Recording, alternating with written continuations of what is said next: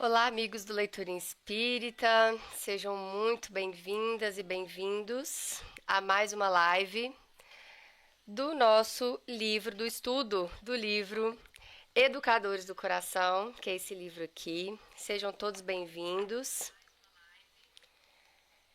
Eu sou a Cris Lacerda, do Leitura Espírita, e hoje estamos aqui com o nosso querido amigo e irmão Aloísio, do perfil Reflexões Aloísio. Boa noite, Aloísio. Boa noite, Cris, boa noite, amigos daqui que estão acompanhando a nossa live pelo Leiturinha Espírita. Gratidão pelo convite, uma oportunidade de falarmos um pouco do Evangelho de Jesus. Isso mesmo, nós que agradecemos, Aloísio, a sua generosidade mais uma vez, sua gentileza, né? A gente fazer esse estudo juntos, que é sempre bastante enriquecedor a gente ter aí alguém para a gente poder, né, conseguir trocar algumas ideias e fazer um estudo bem bacana essa noite aí, que é um tema, né, muito importante aí, o pai espírita. Só um minutinho aqui que eu tô Exatamente. tendo um erro aqui, deixa eu só ver aqui se tá tudo certo. Manter um stream contínuo, vamos ver aqui, só um minutinho. Mas acho que tá tudo certo. Vamos só mudar aqui a telinha do Aloísio, voltou. Bom, quem tá aí no YouTube, diga pra gente se vocês estão vendo aí bacaninha. Boa noite, Jorge. Jorge tá aí com a gente. Boa noite, Jorge. Obrigado pelo carinho. A Patrícia também. Acho que agora voltou aqui, tá tudo certo. Bom, amigos, quero primeiramente fazer o convite, né, para quem está chegando aí agora, dar as boas-vindas a todos os amigos e a família Leitura Espírita. Se você gostaria de rever ou de ver algum dos estudos antigos, né, só ir aqui embaixo na legenda desse vídeo, a gente vai deixar aqui também já a playlist com os outros estudos. Nós estamos fazendo desde o primeiro capítulo, né, do livro Educadores do Coração, de Walter Barcelos, e vamos estudar aí até o último capítulo, que se não me engano é o capítulo 30. Então ainda temos aí bastante estudo pela frente, né, até a gente finalizar o livro, tá certo? E hoje nós vamos estudar o capítulo 10, que é o Pai Espírita, né? No mês passado, em novembro, nós estudamos a Mãe Espírita. Então, se você é mãe espírita acompanhando a gente aí e não viu o estudo, você pode ir lá no perfil do Leiturinha Espírita no YouTube, que tem lá a playlist do livro Educadores do Coração. No site também, leiturinhaespírita.com.br. Você vai lá na página Recursos Gratuitos, na aba Recursos Gratuitos do nosso site, e tem lá também o link direto para a playlist com todos os estudos.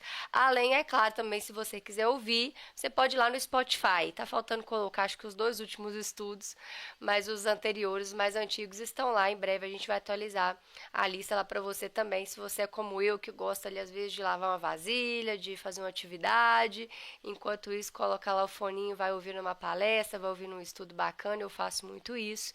Te convido também a conhecer o nosso conteúdo lá no Spotify, tá joia? Bom, então hoje estamos aqui com o Aloísio, mais uma vez, vai falar sobre o pai espírita, porque o Aloísio, ele é pai e ele é espírita, né? Então eu fiz esse convite aí que ele nos atendeu para poder falar também, né, um pouquinho pra gente sobre essa realidade do pai espírita. Então agora nós vamos, antes de iniciar o estudo, nós vamos fazer a nossa prece. Se você que está em casa aí sentir no seu coração de fechar os seus olhos, elevar o seu pensamento a Jesus, imaginar agora que a sua família está recebendo as bênçãos do céu, uma luz dourada abraça o seu lar, abra as portas do seu coração, do seu lar para Jesus entrar nesse momento, que os amigos espirituais possam estar com cada um de nós, nos amparando, nos intuindo, nos dando aqui as melhores palavras para que possamos levar um pouquinho do que temos aprendido a todos que ouvirem esta mensagem essa noite, pois tu disseste, Senhor, que onde dois ou mais estivessem reunidos em teu nome, tu também estarias aí. E nós acreditamos que estás aqui agora conosco, iluminando cada família que recebe esse estudo, que busca hoje o conhecimento, que busca hoje a sua luz, os seus ensinamentos, para que possam conduzir as suas famílias dentro da moral evangélica do Cristo. Ampare a cada um de nós que estamos aqui agora, falando e ouvindo, para que sejamos receptivos às tuas mensagens de amor, ao teu ensinamento de luz, na nossa casa, na nossa vida e no nosso coração. Que assim seja. Que assim seja.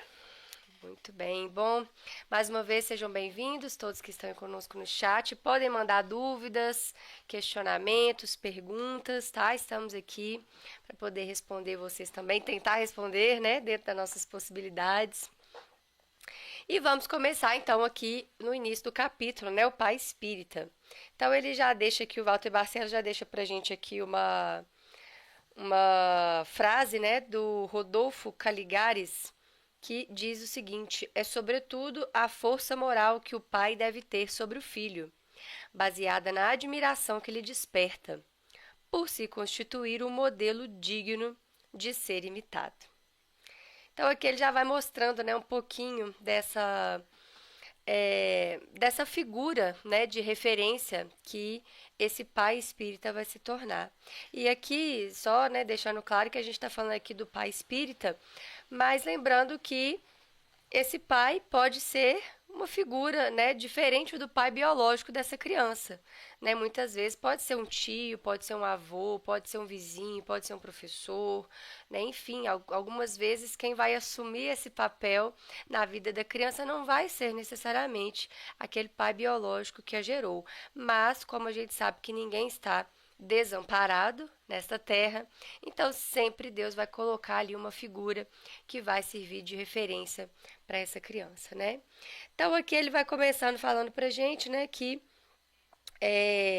para que exista, né, um novo corpo, para que exista essa nova criança, precisa ter, né, um pai e uma mãe, ou seja, a fusão dos elementos genésicos do pai e da mãe, mesmo que seja hoje, né, nós temos a tecnologia aí da inseminação artificial, por exemplo, então mesmo que seja por esse procedimento, ainda assim precisa que exista, né, um elemento masculino e um elemento feminino para que esse novo corpo seja gerado.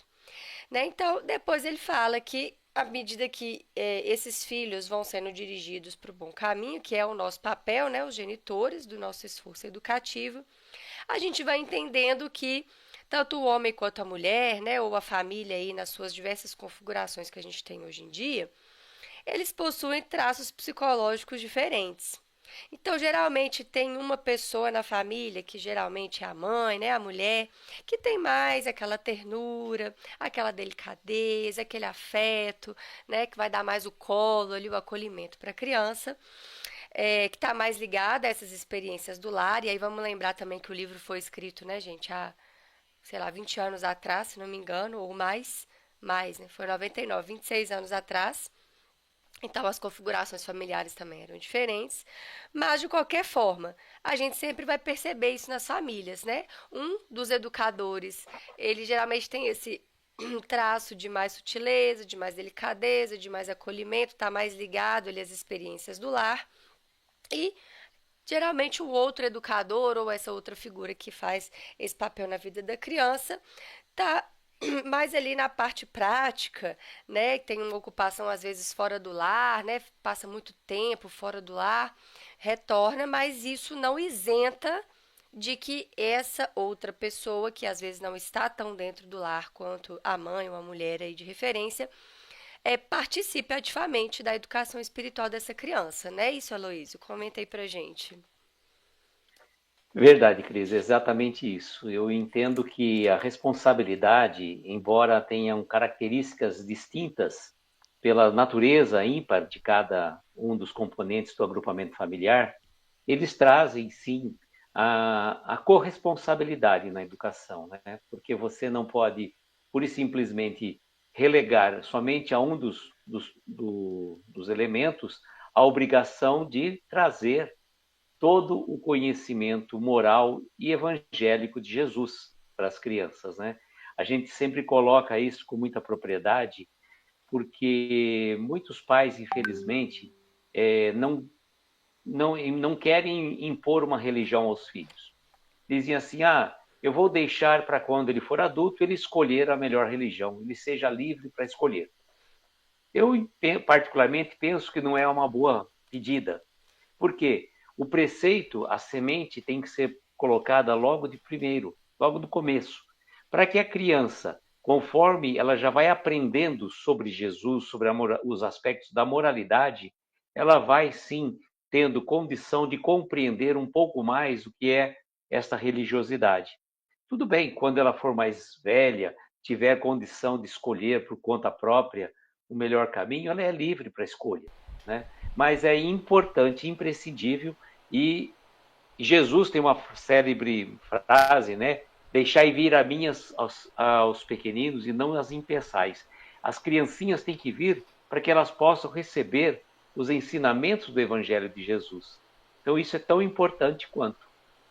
Perfeito. A família cristã, né, ela precisa se conscientizar desse papel, né, de apresentar Jesus para a criança desde pequena, né, independente da idade da criança. Na verdade, é desde o ventre, né, que é o ideal da gente começar, aliás, antes do ventre, se possível, né, mas desde o ventre ali que já está o corpo sendo formado, a gente já tem que ter essa responsabilidade, né. A família que é cristã, que acredita, ela não pode deixar isso para depois, senão a gente perde a janela, né? A janela ali dá até os 7 anos, que é o período que essa criança está mais fértil para receber os ensinamentos do Cristo.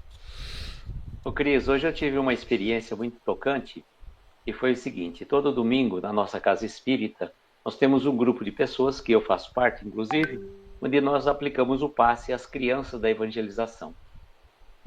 Enquanto os adultos tomam passe junto no salão, as crianças tomam passe separado. E veio uma menininha tão pequenininha hoje, devia ter no máximo talvez 3 anos, e na hora que ela sentou, ela falou alguma coisa, eu não tinha ouvido. Falei, o que foi, bem, que você falou? Ela falou assim, eu gosto muito de vir na escola de Deus. Ah, que fofura! Aquilo nos tocou tão profundamente, foi tão importante isso. Falei, olha só que bonito, né? Eu gosto muito de vir na escola de Deus, né? Que graça. Que acolhimento que ela veio, que ela recebe, e consequentemente que ela passou para a gente. Sim. Então, isso são vivências que a gente traz, né? A criança ali naquele momento, né? Se abrindo o seu coração, né? Perfeito. E ela, né, demonstra que ela se sente bem. Aí vamos pegar um passo para trás, né? Ela com certeza está numa família em que os educadores do coração a estão conduzindo, né, para a escola de Deus. Então, esse pai e essa mãe, ou seja, sua mãe, ou seja, seu pai, enfim, tem alguém ali, né, tem um educador espiritual que está ali zelando por ela e que está fazendo esse movimento, né, de levá-la. E geralmente é aquilo que a gente fala, né? A palavra pode até convencer, mas o exemplo arrasta. Então, se a gente quer que o filho vá para evangelização, a gente também tem que ir lá, né? Fazer o nosso exemplo, né? A gente também tem que frequentar, porque a criança não vai sozinha para casa espírita. Ela não vai sozinha para evangelização. Então, se o pai e a mãe também não se comprometem a levar, como é que a criança vai receber os ensinamentos evangélicos, né? Então, em tudo a gente vê a responsabilidade, né, da maternidade e da paternidade. E aqui esse exemplo que você colocou aí foi muito bonitinho. Eles são muito espontâneos, né? Enchem a gente assim, Então, pegam a gente desprevenidos, né? Quando você tá menos esperando, eles soltam uma e você fala, ai, que fofura. Muito lindo isso. Que bom. Que Deus abençoe o trabalho dessa casa aí cada vez mais. A Vanessa chegou aí dando boa noite, Vanessa. Então vamos continuar, né? Agora a gente vai falar aqui sobre o pai educador. Bom, então aqui ele vai falar pra gente um pouquinho sobre a questão da do aproveitamento do tempo. Olha só que interessante, né? Vamos lembrar de novo, esse livro aqui foi escrito em 90, foi publicado em 99, né, gente? Então assim, há muito tempo atrás, né? Muitos anos atrás, mas ainda é super atual. Por quê? Justamente por isso aqui, ó, o aproveitamento do tempo. Então, hoje a gente ainda vê essa dinâmica acontecendo, né? De certa forma, né? A gente ainda tem ainda os pais que ficam ainda muito tempo fora do lar e às vezes o pai e a mãe, hoje em dia, né? Que mais ainda do que antes, né? Hoje são às vezes os dois que estão fora do lar o dia todo. Mas ele fala o seguinte: fora dos afazeres profissionais, quando o pai, aí vamos falar do pai, que hoje o tema é o pai espírita, né? Quando o pai chega no lar, ou seja, o tempo que sobra dos afazeres diários do pai, ele precisa dedicar para a educação espiritual do filho dele, né? Ele vai ter que tirar esse tempo para poder dedicar para a família. E muitas vezes a gente percebe que esse esforço ele vai ficando para trás, né? Ah, tô cansado. Ah, quero ver minha série. Hoje eu vou pro futebol. Hoje é dia de sair com os amigos. Enfim, a gente arruma 1 milhão de possibilidades, né, para poder fazer e a gente acaba não dedicando o que a gente poderia ou deveria dedicar. Né? Então ele fala o seguinte, que essa ausência muitas vezes mais prolongada do pai fora do lar, né, como a gente vê ainda nas configurações familiares hoje em dia, quando o pai volta para o lar, ele tem que fazer essa dedicação, ele tem que meditar muito na sua própria função educadora, para que não seja aquele que vai só ficar dando bronca no filho ali o tempo todo, né, Luísio? Porque isso acontece, né? Aí o pai chega, o menino Eu- até treme, né? Ô, Cris, eu tenho uma vivência, né? Estava comentando, né, com você nos bastidores. Eu trabalhava numa cidade próxima aqui a Araraquara, São Carlos, e então eu viajava todo dia. Durante 20 anos eu fiz esse trajeto. 45 quilômetros, mas viajava, ia de manhã, voltava só à tarde. E recebi na época um convite para, depois, no período noturno, dar aula numa instituição de ensino do curso técnico. Uhum. E foi extremamente prazeroso para mim, né? A recompensa não era financeira, mas o prazer de você estar auxiliando pessoas que, num curso técnico, que estavam ali para aprender. Então, a satisfação era enorme pelo retorno que aquilo me dava, não financeiro, né? Porque o financeiro praticamente se empatava. Só que acontece que eu chegava muito tarde da noite em casa. E quando eu chegava, muitas das vezes meu filho estava dormindo. Nossa. E aquilo me cortava o coração de tal forma, falei, passei o dia inteiro fora, não tive um segundo de convivência com meu filho. E aí me fez, né, refletir, analisar até que ponto valia a pena a minha satisfação pessoal e o meu afastamento da, Do lar, né? da convivência com meu filho, com a minha família. E aí acabei optando, né? Não, vamos nem tanto ao mar, nem tanto à terra. Vamos dividir, então, a partir daí, fiquei só um período, depois eu retornei, voltando normalmente para casa no horário habitual. Né? Então, é um exemplo que eu falo que a gente tem que repensar até que ponto vale a pena. Sim, Porque muitas vezes você fica, que legal, isso é muito bom, estou ajudando muitas pessoas, mas até que ponto você não está esquecendo do principal, né? isso. Porque o próximo mais próximo é aquele que tá no nosso lar, né? Na nossa família. Então, às vezes a gente quer ali abarcar o mundo, fazer um monte de coisa para quem tá de fora, mas e quem tá de dentro, né? Aí sai perdendo nessa história, né? Então, a gente. A Luísa, só um minutinho aqui que ele tá dando mais uma vez um probleminha de conexão. Deixa eu só ver aqui se eu consigo mudar aqui a internet para ver se vai dar alguma diferença. Na sua aí tá tudo ok na sua internet? Eu acredito que sim. Deixa eu ver aqui entrar pelo.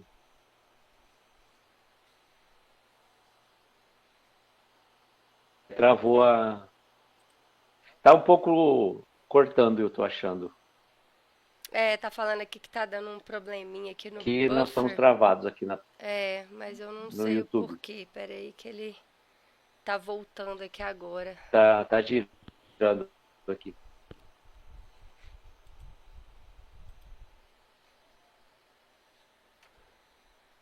Uma pena, porque. Bom, estou aqui com a sala de comando aberta que nunca tinha acontecido isso não. Tá travando um pouquinho. Deixa eu só ver se tem alguma coisa aqui que eu posso fazer para melhorar. Mas a minha conexão de internet aqui tá falando que tá ok. Quem tá aí no YouTube aí ouvindo a gente, vocês podem dar um oi aí, vamos ver se Eu acho que está um pouco travado, Cris. Tá falando que não tá recebendo vídeo suficiente para manter um stream contínuo. Aí de vez em quando a sua imagem some e depois ela volta. Mas eu não sei se. Bom, pera aí, deixa eu fazer uma interrupção aqui e voltar, só um minutinho. Deixa eu tentar de novo, um pouquinho de paciência aí que eu acho que vai dar.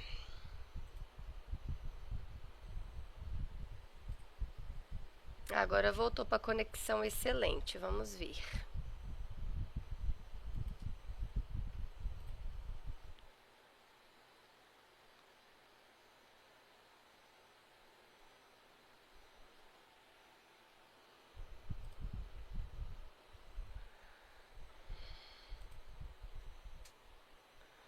Só um minutinho, deixa eu só avisar aqui no chat.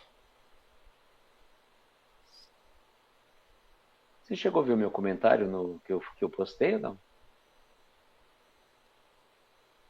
Deixa eu ver aqui. Pelo YouTube.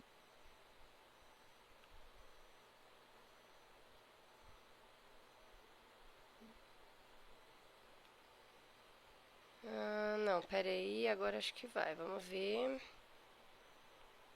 Nunca tinha acontecido essa trava desse jeito, não.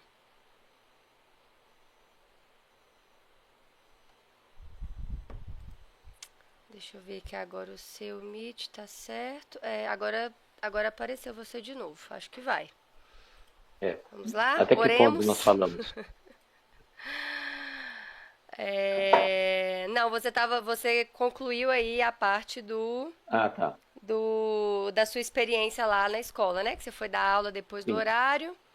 E aí, aquilo ali você depois acabou decidindo, né, de não mais fazer essa aula justamente porque você estava perdendo, né, esse tempo aí com o seu filho e optou por não. Ok, agora voltou aqui, conexão excelente. Vamos ver se vai. Tomara que sim.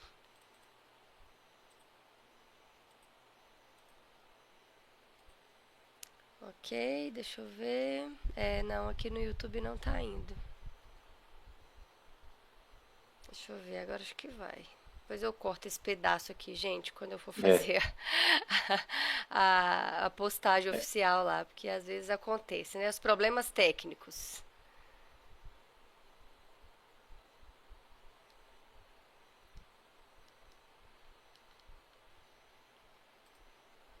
Tem um pouquinho de paciência aí com a gente, que vai dar certo. Pronto, agora no meu aqui foi. Depois eu corto essa parte. Ótimo. Então vamos lá, retomando. Vai dar certo. Bom, então agora você estava falando dessa questão aí dessa experiência, né, Luiz, que você teve. Eu tive um aluno essa semana que ele tá falando exatamente sobre isso, que ele tem uma chefe, né, e aí outro dia a chefe botou ele lá para fazer uma hora extra e ele tava bem chateado, sabe? Porque chegando em casa e o filho dele também dormindo. E ele falando que quando ele chega em casa é o momento que ele tem, né, com o filho, de fazer ali aquele momento com a criança, de brincar, de colocar o filho para dormir, e que ele falou assim que não vale a pena o dinheiro que ele recebe para fazer a hora extra, porque ele perde esse contato com o filho, né? O filho dele tá pequeno, então tá no momento aí de fazer essa atuação, né, do pai estar junto, de estar sendo essa figura para o filho. Então, uma experiência não igual à sua, mas parecida, né? Em prol às vezes da Sim. questão financeira, a gente vai deixando outras coisas para trás. E lembrando que as questões financeiras vêm e vão, né? O mercado de trabalho hoje está aí, daqui a 10 anos vai continuar, né? Talvez de outra forma, mas ele vai continuar. Mas e a infância do seu filho daqui a 10 anos? Já não vai ter mais, né? Já vai estar em outra fase, com outros desafios. Então a gente tem que pesar muito, né, essa questão. É claro que a gente não pode deixar de ter as nossas ocupações profissionais, né? A maioria de nós não consegue viver sem ter um trabalho, né? Precisamos disso para o sustento do nosso lar, mas a gente tem que pesar na balança, né? Até onde que isso realmente é a grande prioridade da nossa vida, porque nós, como espíritas, sabemos, né? Que somos espíritos vivendo uma experiência material e não o contrário. Então a questão Exatamente. financeira tem que pesar bastante para que ela não vire a prioridade da nossa vida e a gente vai deixando todo o resto para trás.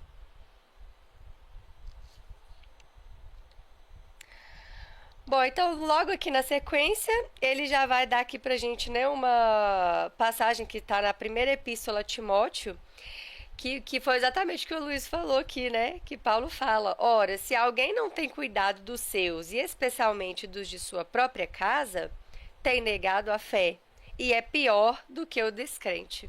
Olha que interessante, né? A afirmação que ele faz. Então, aquele que crê, mas que está relegando a sua própria família à sorte, ele está sendo pior do que aquele que não crê, porque às vezes tem aquele que não crê, mas está cuidando da família, né? Então, quando a gente fala que a gente acredita, a gente precisa pensar, não, eu acredito, mas o que, que eu estou fazendo com essa minha fé, com essa minha crença? Então, a gente precisa fazer essa dedicação, né, dentro do nosso lar. Achei bonito isso aqui que ele fala, ó, o gerente do lar, né, que seria o pai, o gerente do lar, iluminado pela fé raciocinada, deve esforçar-se por alcançar um nível maior de entendimento com a sua companheira, mãe de seus filhos, a fim de não entrar em choque de opiniões e de ordens nas atitudes educativas na família. Conta pra gente, Luiz, o que você tem a dizer aí sobre isso? Já viveu alguma experiência aí desses choques educativos com a mãe? Olha, eu penso assim, não é questão de choques educativos, né? A gente muitas vezes, cada um às vezes tem um posicionamento, né? Na época que o nosso filho nasceu, eu frequentava uma casa espírita e a minha esposa frequentava uma outra casa espírita. E na casa espírita que ela frequentava, tinha evangelização infantil. E na nossa também, né? Muito mais. Mas lá era uma coisa pequena. E ela levava meu filho e tudo mais. Aí chegou num momento que, por conta de não ter mais crianças, ali, por uma razão lá circunstancial que eu não me recordo, eles acabaram fechando, praticamente não tendo mais evangelização infantil. E aí o meu filho ficou naquele, e agora? E aquela situação? E eu falo, não, pois a gente podia levá-lo na nossa casa, lá onde eu estou indo. Ah, mas não sei o que, é muito grande, não sei o que, não sei o que lá. E uma coisa que me chamou muita atenção foi que naquele período eu estava fazendo um tratamento espiritual na nossa casa espírita, e dentro da entrevista foi me recomendado que eu, naquela semana, sobretudo, procurasse tomar passe todos os dias, não só na nossa casa, mas outras casas espíritas. Uhum. E foi uma coisa que me chamou muito a atenção, porque quando em 2, 3 casas que eu fui, o tema era exatamente o mesmo, não que tivesse uma programação idêntica. Palestrantes diferentes, falando em casas diferentes, abordando o aspecto da obrigatoriedade, da responsabilidade dos pais pela evangelização infantil. Praticamente em 3 casas diferentes, o mesmo tema. E aquilo era um puxão de orelha terrível para mim. Quando eu chego na minha casa espírita no domingo, um cartaz enorme logo na entrada: traga seu filho para a evangelização infantil. E você E nem aí vem a pediu o sinal, pergunta: pediu? E não, você nem tinha pedido o que, sinal e o sinal veio. que fizeste dos filhos confiados à vossa guarda? A partir daí eu falei: bom, não tem como não, né? Vamos lá e acabou. Não precisa dizer mais nada. Porque às vezes a gente pede o sinal, né? Fala assim, ai meu Deus, me dá um sinal, me mostra, né? Se é esse caminho aqui mesmo que eu devo ir e tal.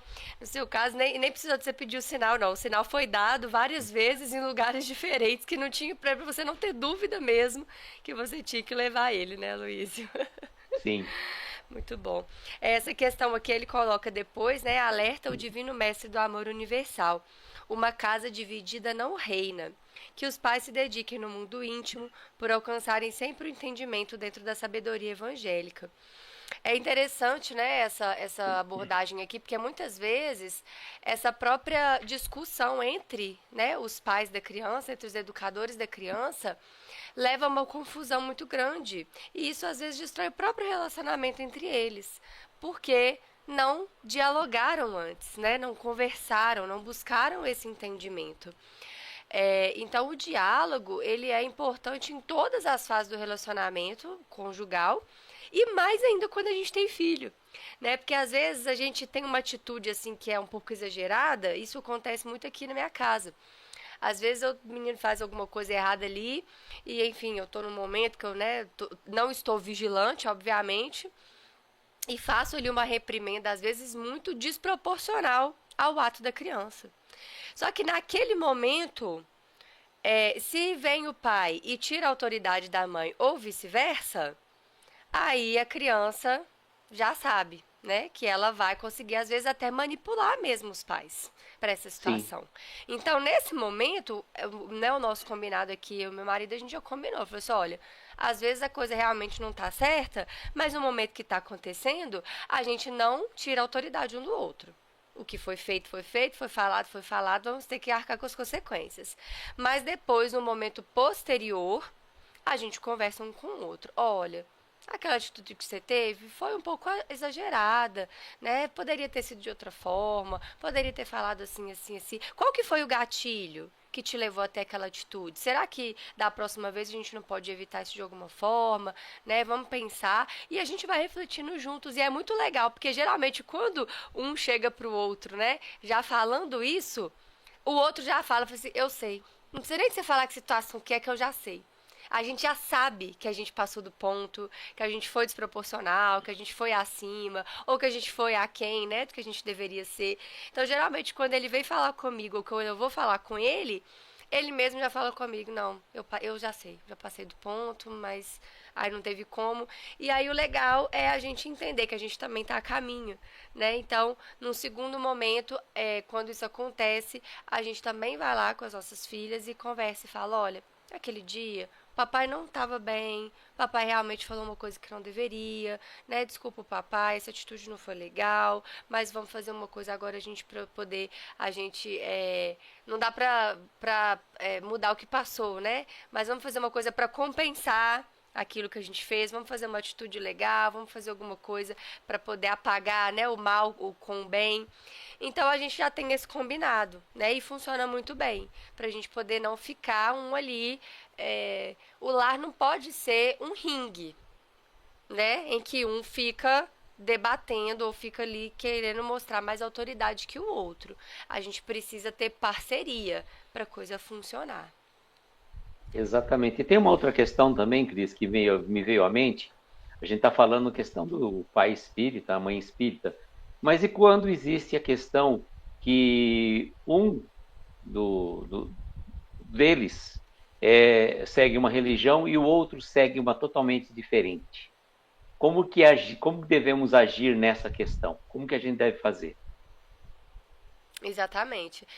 A gente tem um caso de um amigo nosso que é assim: a mãe é católica e o pai é espírita, né? E os dois, né, quando casaram já sabiam, cada um da religião do outro, se gostam, decidiram casar assim mesmo, decidiram ter filhos. E a gente achou muito maduro da parte deles, que quando eles tiveram os filhos, eles, né, falaram, e agora, né? O que a gente vai fazer? Não, vamos conversar, vamos decidir. Então o pai queria levar na evangelização infantil, no centro, e a mãe queria levar para o catecismo na igreja católica, né? E assim fizeram. Então, você vai na igreja e leva no catecismo, e eu vou no centro e levo na evangelização. E a gente sabe que existem algumas questões que são diferentes, né, nas duas religiões, no católico, no espírita. Então, a gente perguntou para ele, falou assim: "Mas e como é que é? Não fica um pouco confuso para eles, né? Porque no espiritismo fala reencarnação, na igreja católica eles já têm outros dogmas que não acreditam nisso e tal". E aí eles falaram que fizeram um combinado, que eles vão sempre falar com os filhos dos pontos que são em comum. Então, os pontos que não são em comum, eles vão ali tentando desviar, tentando, né? Até porque quando é pequenininho, trabalha mais virtudes, né? As Sim, com emoções. É claro que certeza. a gente fala também de reencarnação, fala de algumas outras coisas assim. Mas foi a forma que eles encontraram. Então, nenhum dos dois desrespeita a religião do outro, porque eles se amam e eles se respeitam. E os dois são cristãos, né? Então, os dois acreditam que Jesus é o mestre, que é o nosso guia, que é o nosso modelo, né? Então, eles sempre buscam isso, esse ponto em comum na família, né? Então a gente tem que buscar isso, é buscar a unidade da família e não a dissidência. Porque, como ele falou, né, um lar dividido, como é que vai ser? Né? A casa dividida não reina. Ninguém vai sair dali com um bom resultado. Em uma casa em que os pais estão se degladiando, que os filhos estão confusos, né? Isso não vai trazer uma família saudável para a sociedade, né? E assim está indo e parece que está funcionando, né? Dentro do que eles acordaram, né? Mas sim, é um desafio, né? Então, os pais que têm religiões diferentes, eles precisam conversar antes, né, de terem filhos, e essas questões precisam ser discutidas, né? Não tem outro caminho, tem que ter um diálogo, né? Porque depois que o filho nasce, não, quero que ele vá para a evangelização. Não, quero que ele vá para o catecismo. Não, quero que ele vá para a escola dominical. E aí, vai para onde? E dá para conciliar todas essas coisas sem bagunçar com a cabeça da criança? Dá, porque o caminho é um só, né? O amor, né? Estamos todos em busca desse amor, dessa evolução. Mas tem que ter bastante diálogo entre os pais para a coisa dar certo, né? Bom, vamos andando aqui então, pessoal. Agora a gente vai para o próximo tópico, que é a responsabilidade educacional. Né? Então a gente já falou um pouquinho sobre isso, né? Que ele faz aqui um questionamento: o que pensar do pai espírita, que é um valoroso irmão nos trabalhos da casa, na ajuda ao próximo, nas atividades de assistência aos carentes, mas não tem tempo para conviver, conversar e orientar os filhos queridos. Então, às vezes, a gente quer ajudar muito quem está de fora e esquece quem está de dentro. Né? E muitos pais também afirmam que não precisam estudar o espiritismo para educar os filhos. Basta dar o bom exemplo, pois o estudo é somente teoria. E aí, Luiz, o que você acha dessa frase? O que você pode comentar pra gente? Não, é só dar um bom exemplo que tá tudo certo, não precisamos estudar, não. Bom, claro que não, né? Não é só dar o bom exemplo, é fundamental, claro, né? As palavras convencem, mas os exemplos arrastam, né? Sim. Eu comecei a dar risada porque eu lembrei nessa questão de uma historinha que o presidente de uma casa espírita, certa vez, os filhos chegaram para ele e falaram assim: pai, nós queremos mudar para o centro espírita. Quê? Sim, nós queremos mudar para o centro espírita. Mas como mudar para o centro espírita? Lá é um local, é uma reunião de pessoas, não tem quarto, não tem cozinha, não tem coisa específica para vocês mudarem para lá, mas a troco de que vocês querem mudar? Ah, papai, porque lá no centro espírita o senhor é tão amoroso, é meu irmão, meu querido, o senhor abraça, beija todo mundo, é tão alegre, tão feliz, e aqui o senhor tão bravo, tão carrancudo. Ai, e a gente Jesus. quer mudar do centro espírita. Olha só, não precisa te falar mais nada, né? A criança que faz um pedido desse, já tá tudo dito, né? É o espelho pro pai, né? Do que o pai tá sendo pra criança, né? Sim. E é muito interessante, né? Porque, assim, antigamente, né? Vou passar aqui na época do meu avô, né? Na época, talvez, do meu bisavô, era muito isso, né? O pai, para ele ser respeitado, ele tinha que ser aquela figura, né? Austera, severa, né? Que botava, assim, que chegava e tem, por exemplo, na minha família tem um primo que o pai dele chegava do trabalho e queria assistir o jornal. Aí, se os meninos dessem um pio, ele só fazia o pss, todo mundo já tinha que ficar calado, porque ele queria ver o jornal. Então, aquilo ali é que era respeitar o pai. Mas hoje a gente vê que não era respeito, era medo. Era medo. Era medo, né? Porque aí eram os outros métodos educativos, né? Que era, às vezes, até violência física mesmo, né? De bater nos filhos, né? Então, assim, a educação também vai evoluindo, né? À medida que a gente vai evoluindo enquanto sociedade, né? Então, o pai que era respeitável era esse pai carrancudo, esse pai austero, esse pai que castigava, né? Aquilo era a meta, né? O ser um bom pai era ser aquilo, era a meta de vida para quem queria ser um bom pai. E hoje, né, graças aos nossos estudos, à doutrina espírita, ao evangelho, que a gente já conseguiu ressignificar muita coisa, né, Luiz, disso aí, a gente já vê que esse já é um modelo que já não atende mais aos anseios hoje da sociedade, né, desses espíritos que estão encarnando, né, espíritos muito questionadores, né, espíritos que estão ali sedentos mesmo, né, de entender esse mundo, sedentos de afeto, de carinho, de parceria, precisando de orientação, né, são espíritos que estão necessitados que a gente os guie. Então, a gente vê muitas vezes os pais falando assim, mas esse menino é muito desobediente, esse menino é muito teimoso, esse menino é muito birrento.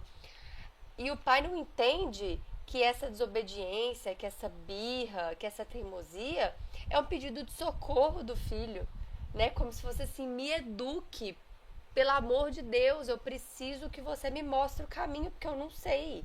Se eu tô gritando, é porque eu não tenho ferramenta para conseguir dialogar. Me ensina como é que eu preciso fazer.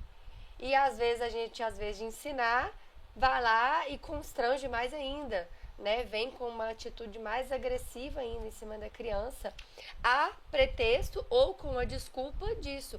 Tô cansado, trabalhei o dia inteiro. Eu preciso de um tempo para mim também.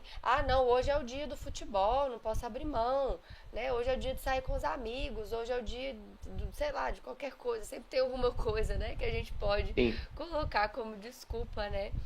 Então a gente tem que entender que os tempos são outros também agora, né? Que a própria educação, ela evoluiu. E às vezes a gente vai deixando isso para trás, né? Achando que o nosso bem-estar é a prioridade. Eu acho que se tem uma coisa que ensina pra gente a ser menos egoísta nessa terra, é ter um filho. Se você quiser aprender... Porque, né, no Espiritismo a gente aprende, né, que as duas chagas da humanidade é o quê? O orgulho e o egoísmo. Se você quiser aprender a ser menos egoísta na sua vida, te recomendo que tenha um filho, que você vai aprender o que é você pensar sempre em alguém antes de você. Não é, Luísio? Eu lembrei é engraçado, você vai falando, já vai lembrando dos acontecimentos, né? Realmente. Quando você é solteiro, você tem todas as coisas tuas. Sim. Quando você vai ter um relacionamento, vai conviver com alguém, você já divide o espaço, né? Aquelas questões que a gente fala, você divide não só a cama, mas todo o espaço do entorno, né? E aí, quando você tem um filho, uma coisa que é muito engraçada, que me chamou muita atenção quando você começou a falar isso, porque eu sempre gostei bastante de Star Wars, né? E meu filho acabou gostando muito mais do que eu. Então eu ganhei da minha esposa um estojo em DVD da coleção dos 3 primeiros, acho que 3 primeiros mais um de algumas coisas assim. Uhum. E eu tinha aquilo com tanto carinho, que era tudo meu ali, guardado, e quando meu filho veio, se não era mais seu, já se apossou, já era dele. Então é interessante que você começa a perder o sentido de pertencimento, né? Sim. Aquilo é só meu. Não, já vai para a roda. Exatamente. Tem nada seu mais, não. Eu e meu marido aqui, a gente brinca muito disso, que às vezes a gente tá... a gente tinha, né? Não vou falar que a gente tinha alguns hobbies, né? Porque hoje em dia a gente não tem tempo mais para ter hobby. Com 3 não, crianças, você tem, né? Você tem ainda o hobby, aquele que você usa. Exatamente, só se for aquele. A gente tinha alguns hobbies e aí, às vezes acontece um dia que, por exemplo, das meninas estarem fazendo alguma coisa, brincando, ou colorindo, ou vendo um filme. E aí eu tô com o pequenininho, né? Com o bebê. Ou tô com os 3, vou dar uma volta com eles no parque, fazer alguma coisa. Aí eu viro pra ele e falo assim, não, deixa que eu fico com os meninos, vai lá fazer suas coisas. Aí ele olha pra mim e fala assim, que coisas? Não tem nada minhas coisas mais, não. Agora as coisas que eu tenho que fazer é pra essa família, é tudo nossas coisas. E ele fala comigo também, não, vai lá fazer suas coisas. Eu, que coisas? Não tem coisa minha mais não, agora que tem que fazer... Só se for lavar louça. Fazer um bolo, as coisas, fazer lanche de menino pra escola, ajudando para a casa. E eu tenho um quarto filho que é o Leiturinha Espírita, né? Então tem as coisas do Leiturinha Espírita que a gente faz quando os meninos estão dormindo, que é a hora que a gente arruma pra fazer.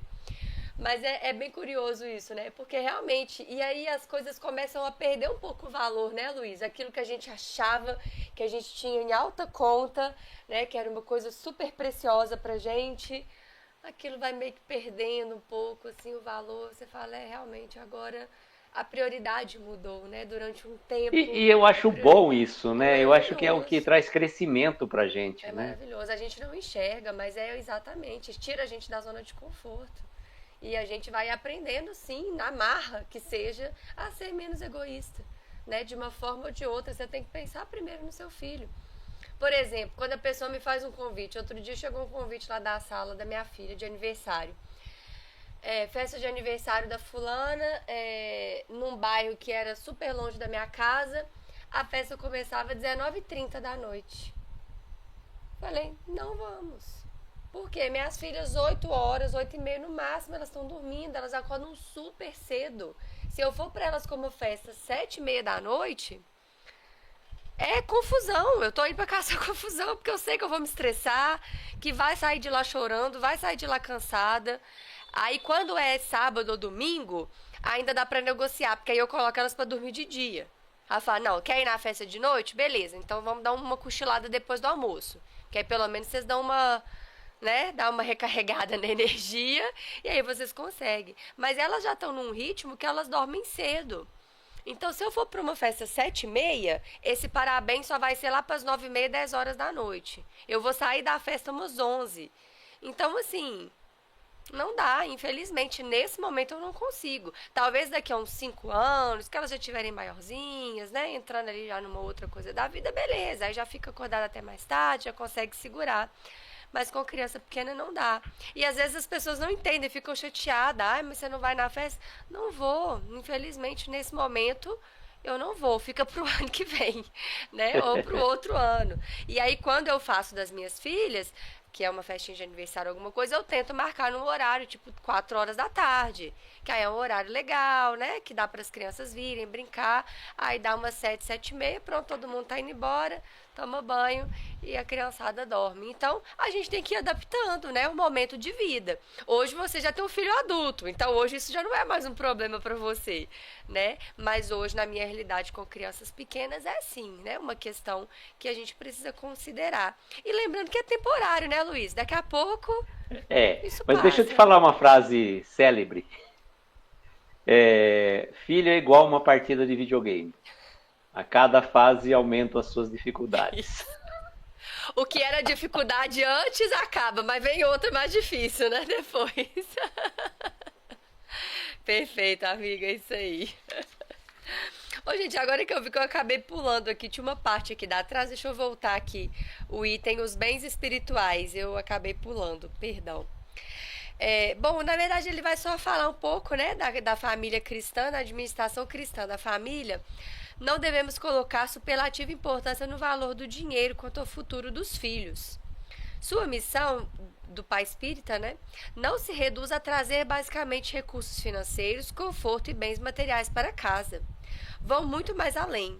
Trata-se dos patrimônios espirituais para a felicidade real de seus herdeiros. Aí um pouquinho mais para baixo eu achei sensacional essa frase. Ele fala assim, ó: o dinheiro poderá comprar tudo, até a cultura intelectual e profissional, nos melhores estabelecimentos de ensino, mas não compra a educação do espírito eterno. Quer comentar, Luiz, pra gente? Não, realmente, né? A gente sempre fala, estamos vivendo, né? Somos espíritos habitando um corpo material, vivemos num mundo material e necessitamos das coisas materiais, né? Mas temos que ver aonde colocamos o nosso tesouro, né? Porque o tesouro financeiro é muito relativo, ele tem uma certa relatividade na nossa vida. Necessitamos do dinheiro, sim, ninguém está fazendo apologia quanto a isso, mas temos que analisar quais são os valores que nós vamos deixar para os nossos filhos. Eu tenho um exemplo muito forte do meu pai. Eu falo que meu pai me deixou um tesouro enorme, que é o exemplo de trabalho e de honestidade. Então, são exemplos que meu pai não precisa não ter deixado nada para mim de ordem material, mas só esses dois exemplos, não que ele não deixou, claro, mas né, não é o caso. Uhum. Mas eu digo, são tesouros que a traça não corrói, o ladrão não rouba e tudo mais, né, que está lá no Evangelho. Então, a gente tem que pesar bem aonde que a gente está colocando o nosso olhar e o nosso tesouro. Exatamente. E aí, mais uma vez, né, lembrando do contexto, né, desse livro que foi escrito há duas, quase 3 décadas atrás, né? Então ali ainda era muito forte, né, essa noção de que o homem sai para trabalhar, né? A mulher fica em casa cuidando do lar e o homem tem que prover. Então tinha-se muito essa visão, né, de que o homem era o provedor, a mulher ficava no lar e aí às vezes o homem se limitava àquilo, né? Não, já estou colocando comida dentro de casa, esse é o meu papel. E ele vai mostrando aqui pra gente, né, que não é só isso, né? E hoje a configuração mudou tanto da família quanto do mercado de trabalho. Então hoje muitas famílias, tanto o homem quanto a mulher estão, né, fora, ou enfim, os parceiros aí, né, da família, os dois muitas vezes que são os responsáveis espirituais pela criança trabalham fora, né? E às vezes deixam os filhos aí com o avô, com o babá ou na própria escola, né? Porque realmente é necessário. Mas quando retornam ao lar, tem que estar é, pensando se realmente isso vale a pena. Eu tenho uma amiga, por exemplo, que isso acontecia muito com ela. Ela trabalhava na escola, professora, e concursada, né, da prefeitura. E aí eles têm aquele negócio, quando passa no concurso, você passa para um concurso, geralmente é de um turno, né, de trabalho. Então, ou dá aula de manhã ou dá aula à tarde. Mas muitos professores acabam dobrando, né? Ou seja, dá aula de manhã e à tarde, por diversas razões, inclusive financeiras. E aí um dia ela começou a fazer as contas. E aí ela, né, teve, na época que ela passou no concurso, ela ainda não era mãe. Mas depois ela se tornou mãe. E aí ela começou a fazer a conta. Ó, peraí, se eu dobrar, eu vou ganhar tantos reais. Beleza. Aí com esses tantos reais, eu vou ter que pagar uma babá para poder ficar com a minha filha no horário que eu tô na escola. A babá custa X reais. Mais os encargos, né? Porque não é só o salário. Aí mais o Sim. encargo, mais o vale, mais o 13º, mais nananana. Não, tá.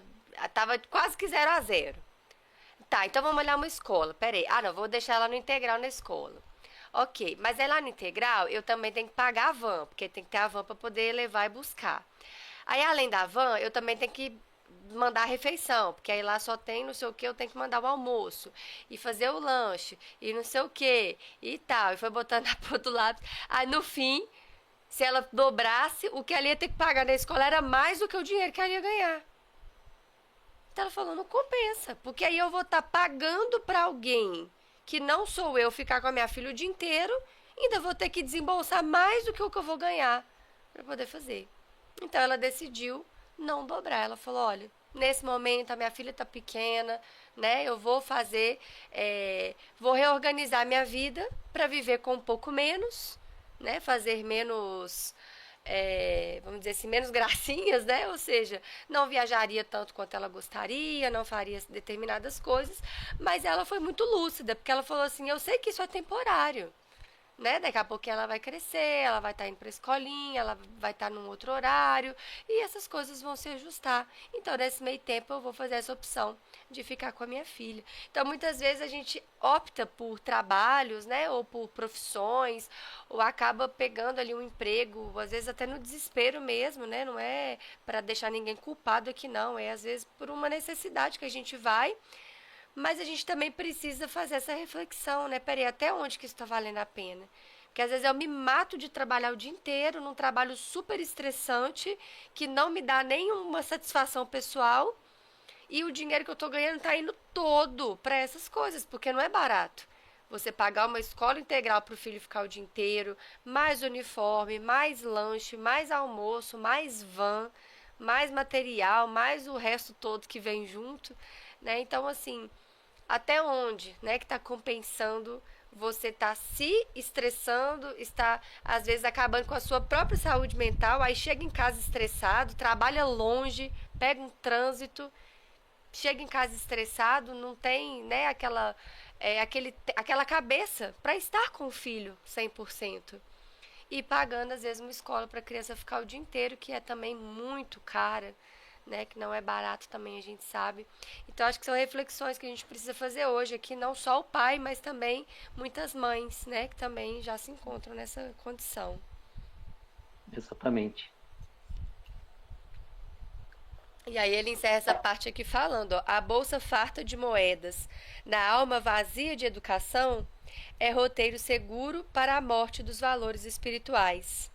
O poder sem amor gera fantoches que a verdade destrói no momento preciso, né? E tantas pessoas que eu vejo dando depoimentos, Luísa, eu não sei se você tem esses depoimentos aí, às vezes a gente fala, ai, trabalhei tanto, né? Fiquei tanto fora de cá, perdi a infância dos meus filhos, não estive perto deles quando precisava, pra quê, né? Agora meu filho tá aí, num caminho, né, que não é o caminho que eu gostaria, tá um filho às vezes preguiçoso, ou até mesmo delinquente, né, usuário de drogas. Quantas famílias Sim, sofrem às vezes com os filhos seguindo por caminhos aí muito perigosos, muito tristes pelos pais. E lá na frente, né, o pai às vezes vai enxergar no momento que já é tarde. Não que é tarde, mas assim, ele fica às vezes com aquela dor no coração, né? Nossa, será que se lá atrás eu não tivesse trabalhado tanto, ou eu tivesse dedicado, né, menos para as questões profissionais e mais para o meu filho, será que isso teria acontecido, né? Então ele leva a gente a essa reflexão. Não existe aqui, gente, resposta certa nem errada, né, Luiz? Cada um vai ter que fazer a sua reflexão e entender, né, que ponto da vida que está, as condições financeiras que tem, né, na família. Às vezes é só um que trabalha, às vezes são os dois que trabalham, enfim. Mas a gente tem que fazer essa reflexão para a gente também não ficar o resto da vida no mesmo lugar, né? Pensar, será que existe uma outra opção? Ah, eu gostaria de trabalhar um pouco menos para estar mais com meu filho, mas quais sacrifícios que eu vou ter que fazer para isso? Será que eu vou ter que, de repente, vender algum bem?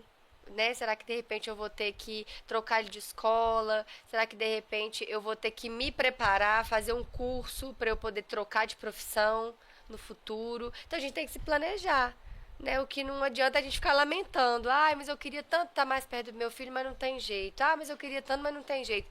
Alguma solução vai ter. Se a gente orar com fervor, pedir a Deus, pedir o nosso guia espiritual, se a gente tiver com esse coração realmente aberto, com esse foco de fazer o bem para nossa família, Deus vai abrir uma porta para a gente, vai mostrar para a gente o caminho, né? Isso aconteceu comigo. Eu falo assim por experiência própria, né? Porque esse foi um desejo meu quando eu me tornei mãe, que eu queria estar mais perto dos meus filhos, e Deus abriu uma porta para mim para eu poder trabalhar em casa. Uma coisa que eu nunca imaginei que poderia acontecer comigo, né? Então hoje eu trabalho em uma coisa que não tem nada a ver com o que eu me formei na faculdade, mas eu sou muito mais feliz por poder estar hoje trabalhando em casa, porque eu posso acompanhar os meus filhos de perto, né, enquanto eles ainda estão pequenos. Então, a gente tem que ter essa fé, né, que é aquela passagem da Bíblia, né, Luísa? Bate na porta e ela se abrirá. com certeza. Bom, maravilha. Então, agora nós já vamos aqui rumando para a parte final, né? O pai amigo. Então ele fala o seguinte: abramos o coração para os nossos filhos enquanto o tempo favorece. Olha aí o tempo de novo. Sejamos amigos e companheiros em espírito e verdade, irradiando afeto, simpatia e diálogo. Façamos de cada um deles alguém que se confia muito e transfiramos para eles, dentro das oportunidades do relacionamento pessoal, com sinceridade, tudo aquilo que julgarmos de bom e útil em nossas experiências de vida.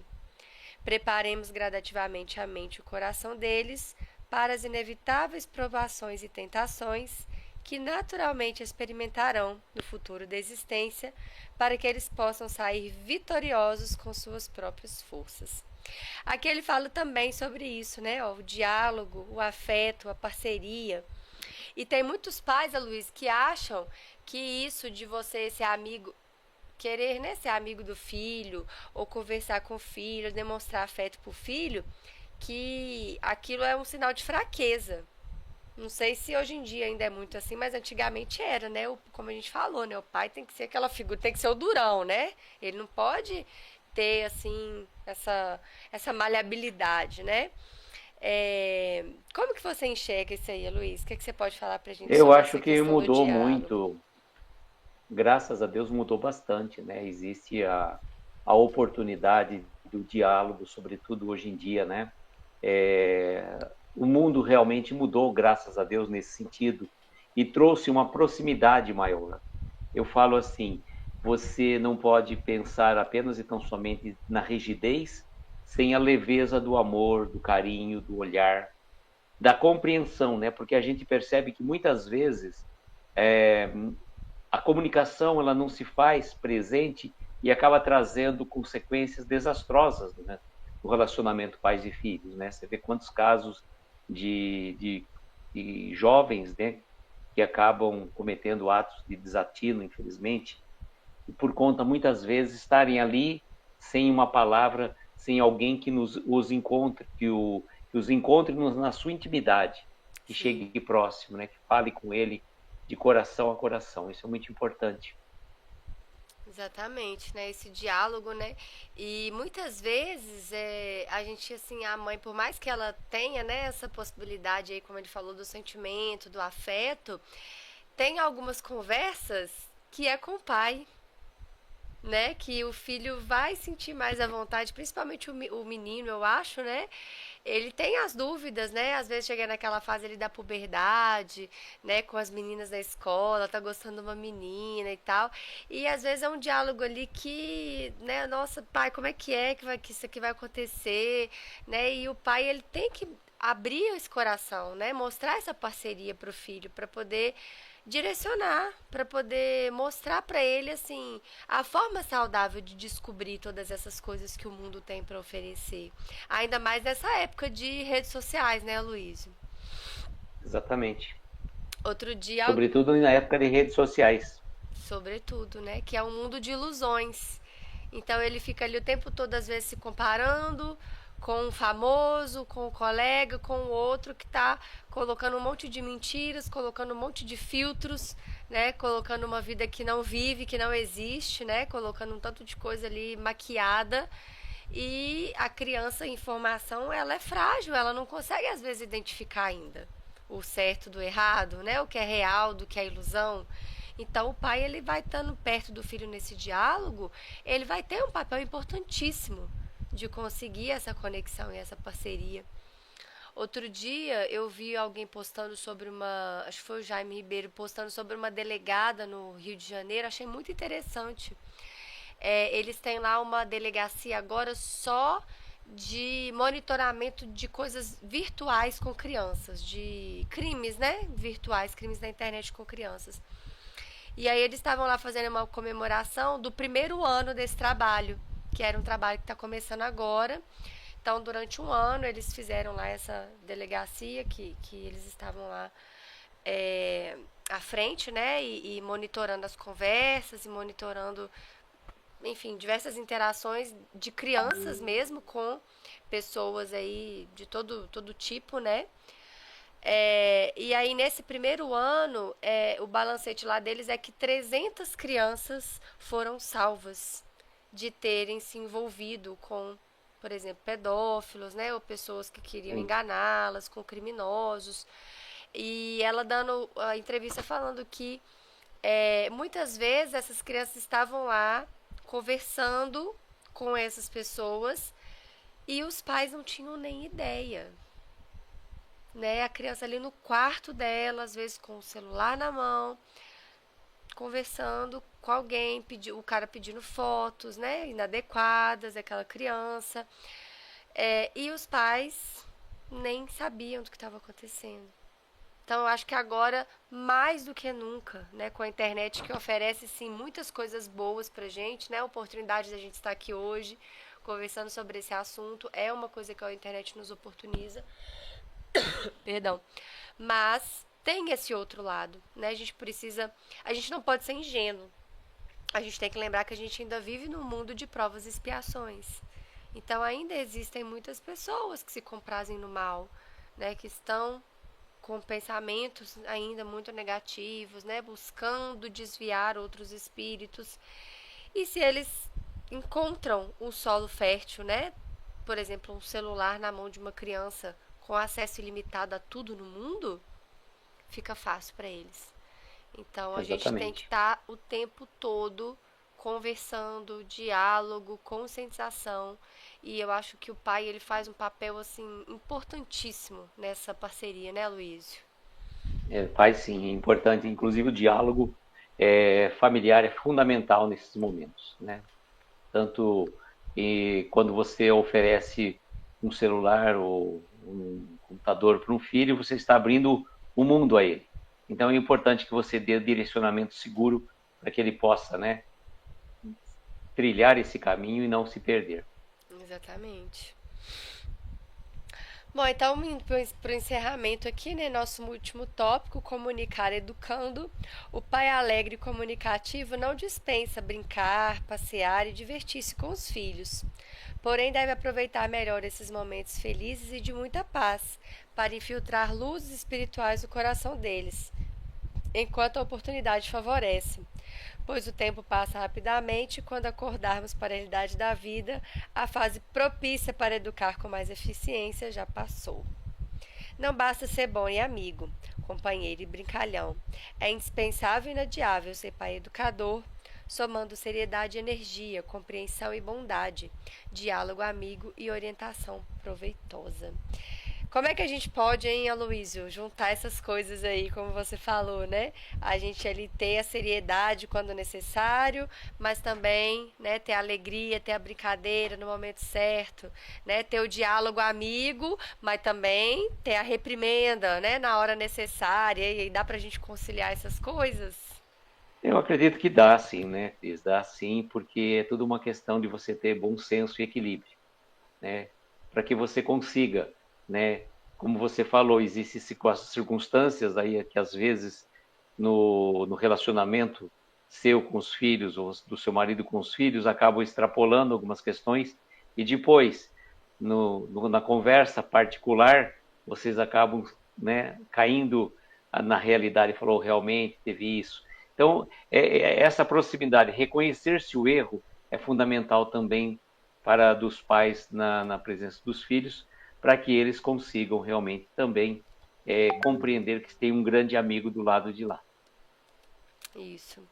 E essa questão do erro, né, eu acho que é bom a gente frisar, né? Porque a gente às vezes acha que porque a gente é pai e mãe que a gente tem que ser perfeito, né? Que você não pode errar nunca na frente do filho.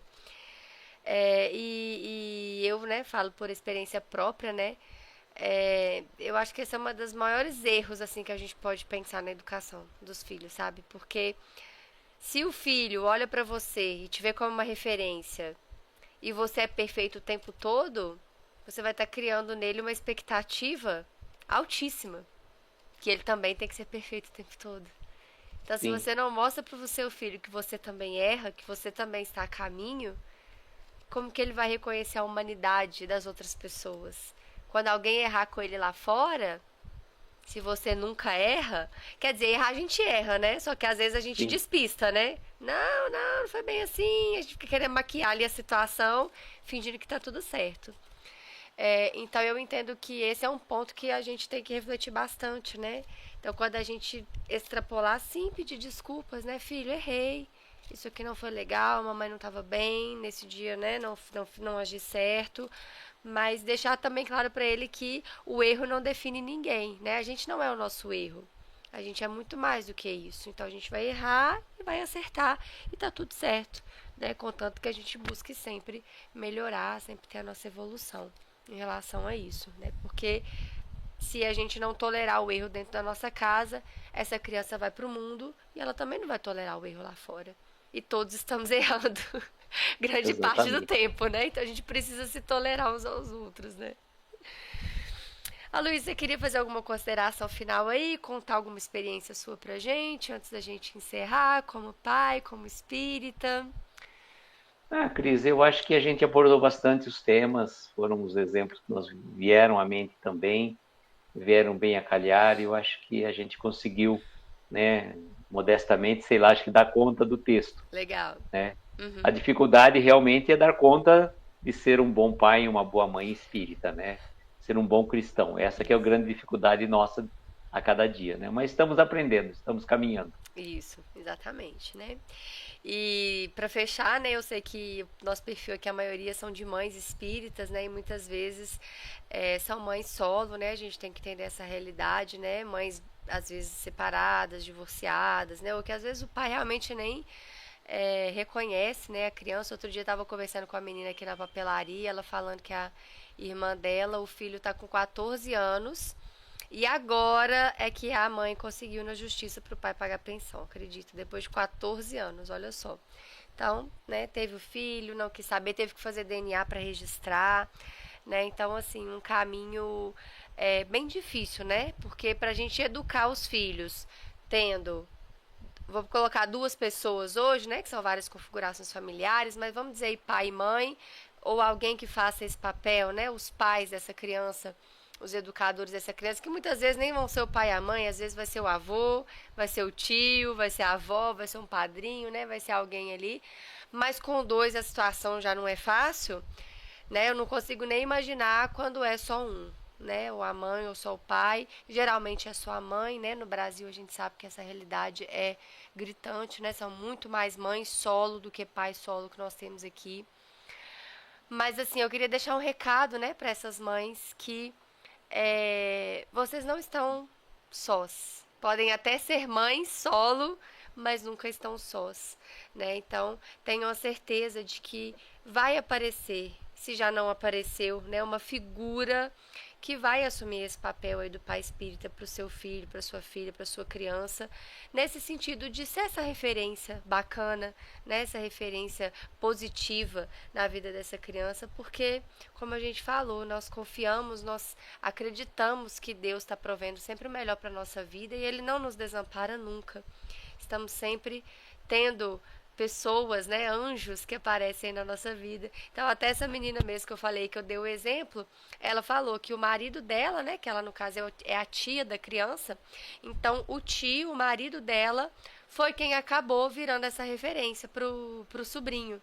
Então é legal, aí tem lá o dia dos pais na escola, o tio vai, ele chama o tio para poder ir lá receber a homenagem. Ele vai fazer uma apresentação na escola, o tio que vai lá para poder ver a apresentação, né? Então esse tio acabou virando um pai do coração para ele, né? Então sempre acaba surgindo, né, uma pessoa aí que vai ser essa referência positiva.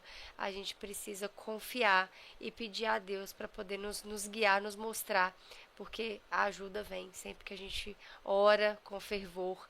Deus nos concede aí, dentro das nossas possibilidades e necessidades, Ele vai conceder uma ajuda pra gente, né? E lembrando que Deus age nas criaturas pelas criaturas, né? Então nós vamos ser instrumentos muitas vezes para que isso tudo aconteça na vida das nossas crianças.